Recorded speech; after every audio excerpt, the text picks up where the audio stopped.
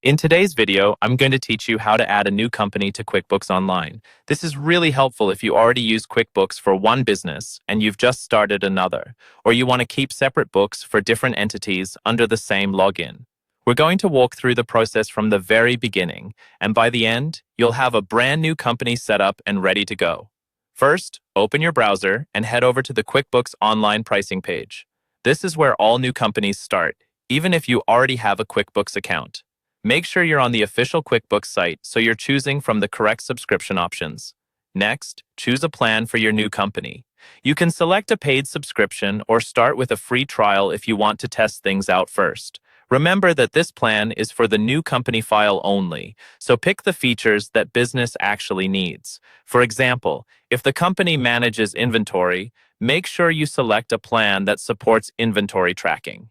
When you move forward, QuickBooks will ask you to sign up or log in. Since you're adding a company to an existing account, look for the option that mentions adding a company to your current login. Click the sign-in link there and log in using the same user ID and password you use for your other QuickBooks company. This lets you switch between multiple companies under one set of credentials. After signing in, QuickBooks will walk you through creating the new company file. You'll see a setup wizard that guides you step by step. Take your time here. The information you enter shapes how your books are organized. You'll be asked for details like your company name, legal name, address, and industry. Use the legal name exactly as it appears on official documents and make sure the address and contact information are current. Choosing the right industry helps QuickBooks suggest accounts and settings that fit your type of business.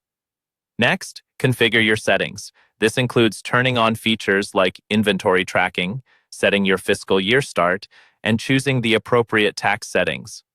If you're unsure about tax or fiscal year details, it can be worth double-checking with your accountant so everything matches your real-world reporting.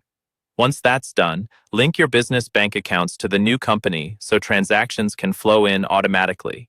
You can also invite other users, like your bookkeeper or accountant, by entering their email and assigning the right access level.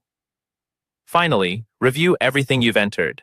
Make sure the company information, settings, and connections look correct, then confirm to finalize the setup. Your new QuickBooks Online company is now ready to use, and you can switch between companies from your main account whenever you need.